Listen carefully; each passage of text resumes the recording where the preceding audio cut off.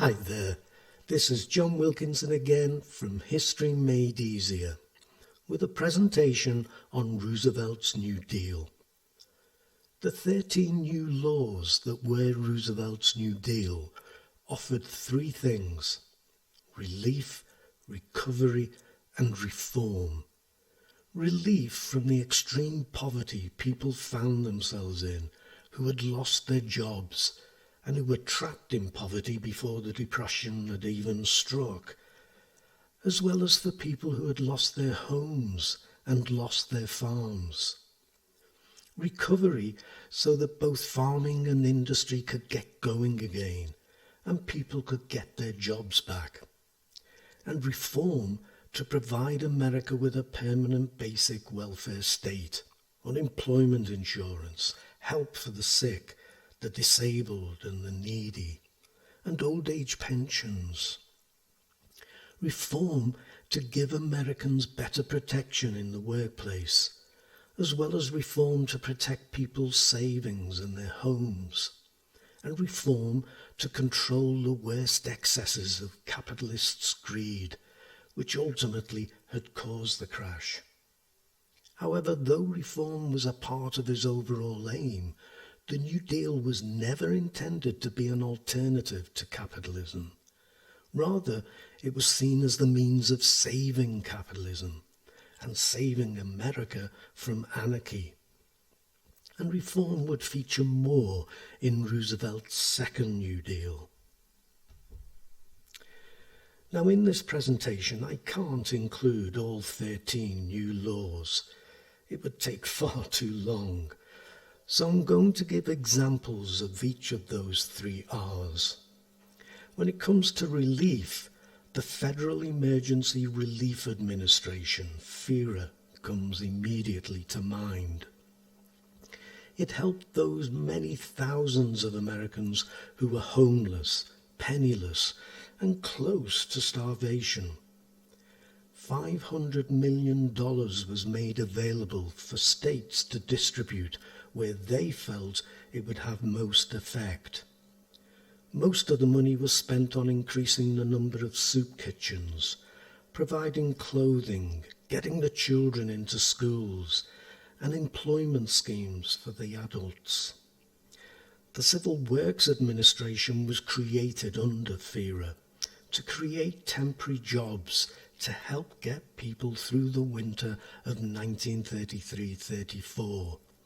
When it ended at the end of March 1934, it had given work to 4 million men, mostly on construction work. And it's estimated that in total, FERA as a whole was responsible for creating some 20 million jobs. Some useful work was done, such as building roads, but many of the jobs, for example sweeping up leaves in parks, were hardly essential. But the more affluent needed help too, and Roosevelt instigated the Home Owners Loan Corporation, the HOLC, which helped over 1 million people keep their homes by providing additional loans.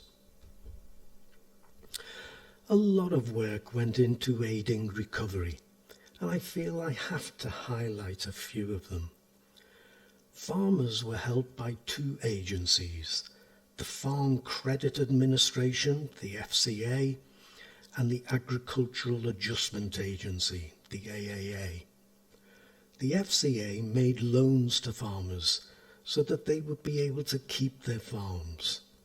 In June 1934, this was extended to help evicted farmers buy their farms back. In total, 1/5 of all farmers received loans, whereas the overriding aim of the AAA was to increase farmers' incomes. It set out to reduce the amount of farm produce on the market, paying farmers to produce less food and other crops such as cotton. This was done in one of two ways: taking land out of production or reducing the number of livestock. And you will need to provide examples as well as an evaluation of the scheme But it didn't help tenant farmers, especially sharecroppers, nor farmhands who worked the land for farmers.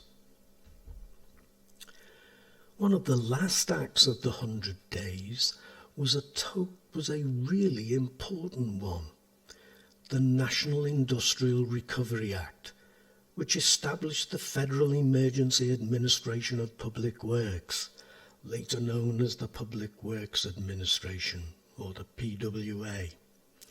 Its immediate aim was to create jobs and so stimulate demand, as workers would have money to spend. It spent some $7 billion in creating public work schemes, which, as well as creating jobs, were of real lasting value. Skilled and unskilled men were employed to build airports, dams, roads, bridges, sewage works, and houses. Be prepared with detail to show the difference it made. And I simply have to include the Tennessee Valley Authority, the TVA, the biggest single project coming out of Roosevelt's New Deal. It was established to regenerate the Tennessee Valley, which cut through 7 different states. Farming was difficult.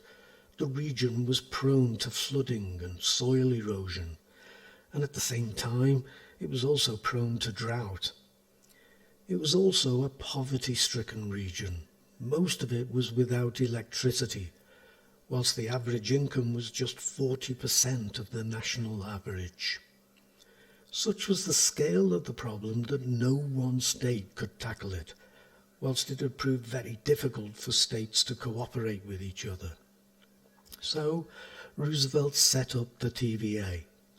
The TVA organised the building of 35 dams, which helped prevent flooding whilst ensuring the land could be irrigated in times of drought, and measures were also taken to improve the quality of soil. And the dams also provided electricity. As a result, industries such as light engineering moved into the area to take advantage of the cheap power. It created thousands of jobs in developing the scheme, and left the region attracting jobs in those factories that were being built as a result of the cheap power. Again, be prepared with examples of the scheme's success, as well as criticisms of it. You'll get everything you need in my ebook on the New Deal, if you feel you might need help with that.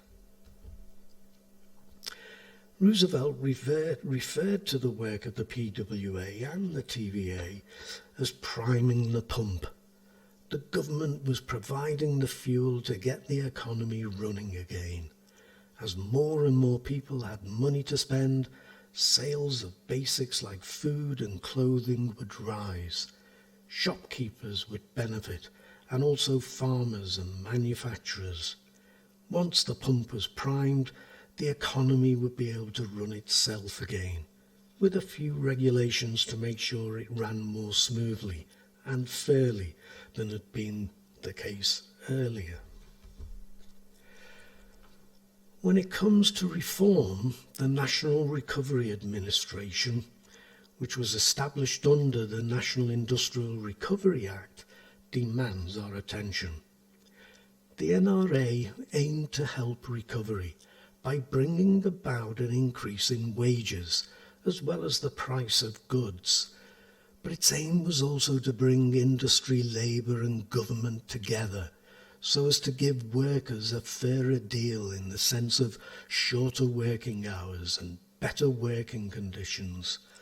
And it set out to help companies too, by ending the cutthroat competition that seemed to be doing more damage than good to employers, employees and consumers alike. Just what the problems were and how the Act set out to resolve them needs to be a key focus of your notes. Finally, I'll end by looking at where Roosevelt actually started his 100 days, with the core of the economic system, the banks. The banking system had lost credibility, as more than 5,000 banks had been forced to close. Confidence in banks had been shattered. Then, on March the 4th, the very day of Roosevelt's inauguration, the banks of New York closed their doors to business. Before the day was out, all the banks in 38 states had closed for business. The whole system was on the point of collapse. The basis of the problem was that savers had withdrawn their savings and businesses had been unable to repay their loans, so that with no money coming in, banks were no longer able to undertake their most basic functions. Roosevelt needed to get people to begin putting their money back into banks to help the economy. Savings were needed for the banks to offer loans. And so he had to ensure that the people felt that they could trust banks again. But first, he had to know which banks were viable. So, the day following his inauguration speech, Roosevelt closed all the banks. And after he had pushed through the Emergency Banking Relief Act, it took just 8 hours to get it through Congress. Only the banks that the government felt were viable and well run were allowed to reopen. These banks were then supported by government loans, if necessary, so that they could continue operating. His action reassured the American people that their money would be safe in the banks, and customers redeposited $1 billion. Banks were made even safer by the Banking Act of 1933, which stopped banks from both lending money for shares or stock and underwriting, that's guaranteeing payment of them. Henceforth, they could do one or the other, but not both. It also established the Federal Deposit Insurance Corporation, the FDIC, which, funded by the banks themselves, insured American savings against the possible collapse of a bank. It's still in place today. Roosevelt's Brain Trust also came up with a set of rules and regulations regarding the sale and purchase of shares, which became the Securities Exchange Act. Capitalism was to be saved from itself, saved from greed. So, there you have it. A longer presentation than I would have liked, yet still with important detail left out, as well as some of those 13 laws ignored altogether. You'll have to get my ebook. Nevertheless, I hope I've at least given you pointers for your note-taking, and I hope you've noticed that I've tried to give examples of help given to both farming and to manufacturing, as well as considering reform of the financial sector. In these ways, I think that the presentation has been of use to you. I certainly hope so, and I do thank you for listening. Good luck with your studies. Cheers.